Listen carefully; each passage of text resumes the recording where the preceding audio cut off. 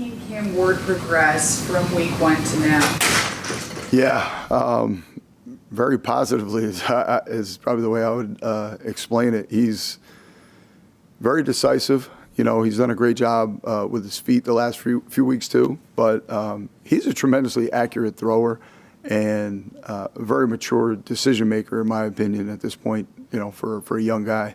But he's definitely progressed, and you know, he's getting the ball where it's supposed to go just about all the time. He's keeping a lot of plays alive with his feet, so he makes you work, you know, just like all the other great players at that position. He makes you work, obviously, with the plan in the pocket to defend him and then trying to mix and change your coverages because he sees it really, really well. You got a quarterback like that as a rookie. I mean, he can move around. Yeah. He's going to keep you on your toes, kind of reset the pocket. He has a little bit of that Mahomes to his game. Yeah, I mean, he's a big, strong kid too, but you know, he keeps plays alive he's one of those guys keeps plays alive in the pocket, and he can really do damage down the field throwing the ball because he keeps the plays alive. You know, it's one thing to get out of there and scramble and get through, which he does do a good job of that. But it's some of those plays that you look over the course of the season where he's kept it alive and gotten big chunk plays down the field because he keeps his eyes down the field. So he's an aggressive player at that position, and you got to have a good plan for him. What's clicked for Antonio Johnson over like the past 2 weeks or so? I think that's more just an accumulation of all the work that he's put in. You know, watching him every day from the spring till now, it's little by little, and I think what you're seeing is a lot of that stuff is manifesting, and he's got, I think, a lot of confidence in what he's doing. Because it's like anything else. If you do some of the same things over and over and over again, you can become a master at it. And I think he's trending in a way where he not only knows what he's supposed to do, he knows what everybody around him is supposed to do, and he's got some position flexibility too. Because he's a big guy and a physical guy, he can play down closer to the line of scrimmage, you know, do some nickel type of roles and linebacker type of roles, those type of things. You've seen him do that, and has the ability to play back on the hash with some man coverage skills too, down low. So he's really got a great skill set, in my opinion, and he's progressed very, very well, and I think he's doing a really good job for us. The way the pass rush responded after, you know, what Liam said after the Houston game over the last 2 weeks. Yeah, I think some of those, some of the rushes in the last 2 weeks, the guys have done a very good job. There's, you know, some where we had them in the grasp too, you know, that didn't show up as sacks, but definitely affected the quarterback and affected the outcome of the play. And we're going to need that down the stretch. You know, I think we've gotten a little bit better there. We got to continue to progress there. The guys are working their ass off to get that right. I think our D-line coaches have done a really, really good job with that. Matt Edwards and Derek LeBlanc have done a really good job with the plans and staying vigilant with the guys about how we rush, you know. And really, I think when you're doing a good job in the rush, it's usually because there's a team rush mentality, and there's certainly a bunch of selfless guys in there who are trying to, whether we're running inside stunts or whatever, outside stunts, whatever it is, trying to make sure that they execute the plan and get guys home even if it's not themselves. Go ahead, John. How important is what you just talked about, Camp? The rushing as a team and making sure you're doing your role. Yeah, it's tremendously important. You know, there's a rush the other day early in the game, you know, where we set up a little bit of a spy deal based on the coverage that we were playing, and they really executed it really, really well. I think it was the first or second, third down of the game, and Dennis came around and did a good job staying patient. But that's a collective. That's all four guys executing, you know, the call, getting the rush, getting it moved to where we want it to go, and getting the guy on the ground because we did it correctly. So they had a bunch of those over the last 2 weeks. And to be honest with you, we've had a bunch of those throughout the season. And I think they're starting to see the fruits of their labor, and some of that stuff's paying dividends now. Playing rookie quarterbacks is the number one thing to do to confuse them. Is that the goal? Just confuse them, make them hold that ball a little bit more?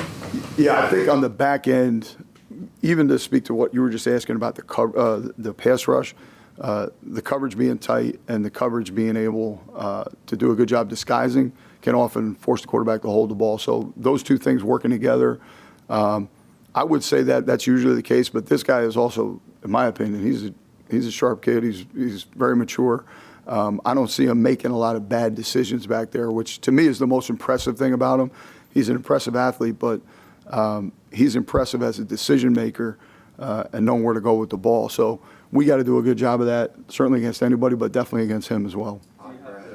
Look at, or talk to the guys about, hey, look, yeah, he's the most sacked quarterback in the league, but that doesn't mean we're gonna get to him. Don't just look at that and assume we're gonna get home.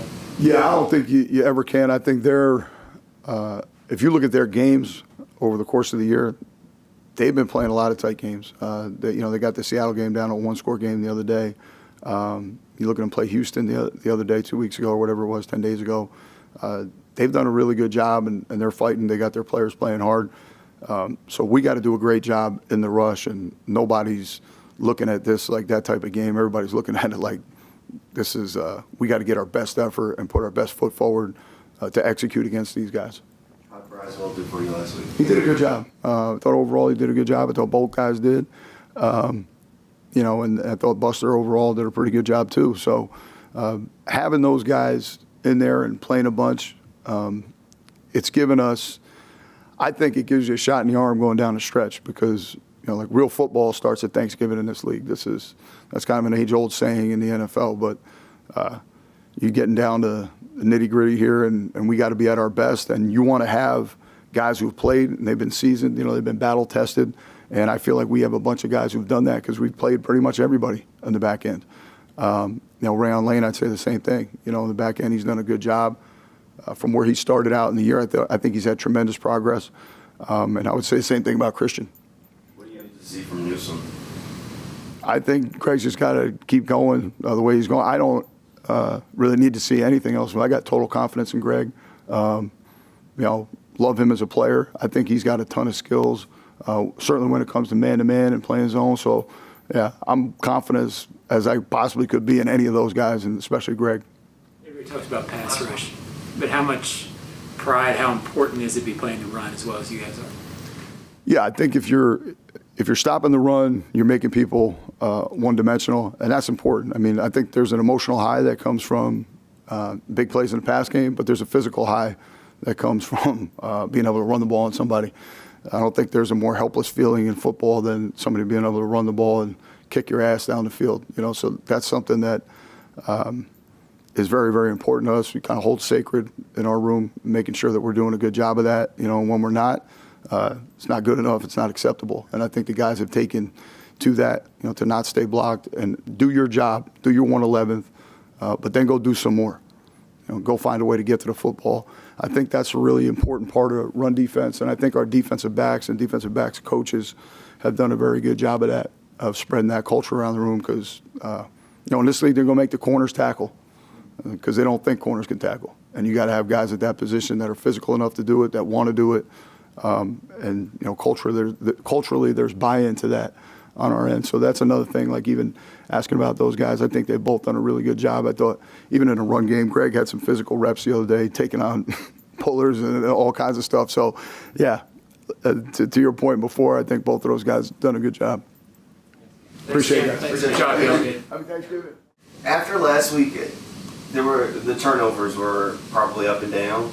Can that be as much of a confidence-building game for you and the quarterback and Trevor as even a perfect game because you see that he's not going to get rattled by that kind of stuff? Absolutely. And I think you see, especially when you have success on the other side of it, the resilience to go from one drive to the next drive, but additionally to know we can make mistakes and still overcome that. Not that we would ever want to do that, but there is an element of doubt sometimes for certain players when they go out there and make mistakes and say, even if I play well, can I play well enough to overcome that? So to be able to go out there and do your job and do it at a high level and know that that is enough to overcome a mistake in a game, that you can go up, that's freeing moving forward to say, I can go play fast and I don't want to make mistakes. We got to be better about protecting the ball. But if I do, we can play well enough to overcome those things, which is huge. Liam, said he told Trevor after all the picks, each pick, just keep throwing it, keep chucking it. How comforting is that for a quarterback to know that, he's not going to, that he has a head coach that'll tell him that and has the confidence in him to just keep firing it down there? It's a huge deal, and I think Liam's confidence in the quarterback, the offensive line, the coaching staff, everybody is one of those things that's contagious, and it affects all the players, all the coaches, the whole organization, because especially at the quarterback position, you're going out there and the ball is in your hand every single play. And it's not like it's in your hand and you're just like passing it on to, even on plays where you're handing it off, you're going up there and you're making a decision that affects the outcome of the play, affects the outcome of the drive, and then affects the outcome of the game when you extrapolate it all the way out.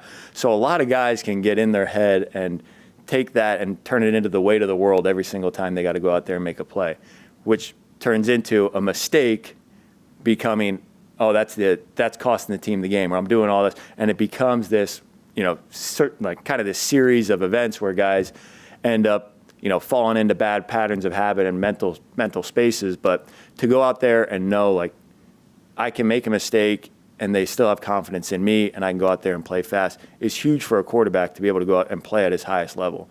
Because if you're going out there and then, whether it's retroactively or preemptively, you're thinking, I can't make a mistake, I can't do this, and all the things I can't do, you're by default not thinking about all the things you do want to do and that you are trying to do. So it's huge for him, and he's done a great job of handling that, because it's one of those things that's easier said than done. So you say it all the time and you preach it all the time, but for him to go out there and do it is really what's so impressive. The wide receiver room, I guess the pecking order has shifted over the course of the year. How much of an impact can that have on, like, the passing game, finding that consistency? Liam said he was starting to build more and more confidence in the group. Maybe it's because you guys found those pass catchers you want after a little bit? I think there's a lot of things that go into it. Hopefully, regardless of who's out there at receiver, more time on task and more time together is going to produce a better product. In the pass game, it's going to produce more chemistry between those guys, just pitching and catching, or understanding the space I got to get to, the timing I got to get there, the way I'm releasing on a certain route, the way this release pattern distributes versus this coverage, it plays out like this versus that coverage, it plays out like that. But there is an element of guys having a certain chemistry and finding what guys are good at certain routes and certain concepts, what routes are good for the quarterback, what routes are good for Jacoby, Parker, BT, Diami, all of our guys. So as we get better as a unit, it should naturally improve. But finding those guys and finding what they do well together, what they do well with the quarterback, does make a difference for those guys when it's playing on time and playing in rhythm, all those things we talk about. How has Basil progressed, especially over like the last 2 or 3 weeks? He's progressed really all year. Even since the spring, coming in where he was, a ton of stuff for him to learn that was very different from what he had done in college. And he's embraced that, and him and really the entire running back room have attacked that in a really, really impressive way. The amount of extra work he puts in with extra walkthroughs, extra film study with Coach Morton. He's up here on his off days, getting extra lifts, working on technique and fundamentals, trying to refine his craft on his tracks, being disciplined with his cuts, his reads in the run game, his understanding of the protection schemes. Really all areas of his game, I could point to different facets and say that he's made improvements. Now, some of it you don't always see because he hasn't gotten a ton of, for example, targets in the pass game. But when we're out there on the practice field, I can see him continue to improve where I feel confident that he has the ability to do certain things in that area of the game. Same thing in the protection. He hasn't had a ton of snaps and opportunities to go up there and fit up complicated protection, pressure pickups and things like that. But I know from what I see in walkthroughs and practice that he does on the field that he's capable of that. So it's one thing to improve in the run game, which he has done a ton of. He's always had the talent. You saw the balance, the strength, the speed, the burst, all those things from day one. But all the nuances and details of the game have improved. But it's really exciting to see a guy who hasn't had a lot of opportunities in some areas of the game still work so hard to improve those areas. And, the way that whole room and Coach Moore gets those guys ready to go, the way they attack it, the way they practice is awesome for me. It's awesome for the whole team. It's awesome for the unit. How's Cole Van Landen been for you out there? Great. He's been great. We talked about it last week. He was going center, guard, tackle, left tackle, right tackle. There's certainly plays in the game from last week that he probably wants back, that we all want back. Every guy's got those. But for him to go out there and do what he did and be able to play different positions, communicate with different guys, different schemes, different blocks, it's totally a different fit of some of those blocks, even from left to right. A combination between a guard and a tackle might be the same combination on paper, but the actual mechanics of fitting up with my left shoulder as opposed to my right shoulder is a totally different feel for those guys. So for him to do that week in and week out is another area I know I've said impressive with those backs. He would fall into that same category.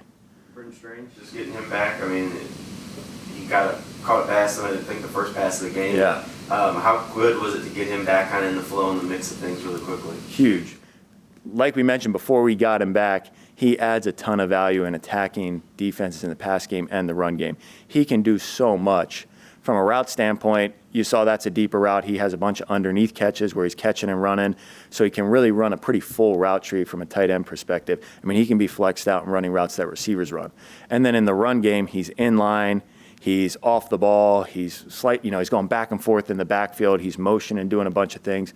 So he adds an element of variety that lets us play in a bunch of different sets and different personnels and still do similar things out of those personnels or vastly different things out of those personnels because he is so capable. Did you realize just how valuable he was going to be to the offense when you first came in? That's a great question. I probably did not. I wish I did. But, I mean, the more and more you're around him and the more you see the physicality and the explosive ability in the run game or with the ball in his hands, the more you realize how special of a player he is and how much he adds to our offense from an attacking standpoint. Anything else? All right, awesome. Thank you, guys. Happy Thanksgiving, guys. Really appreciate you guys being here.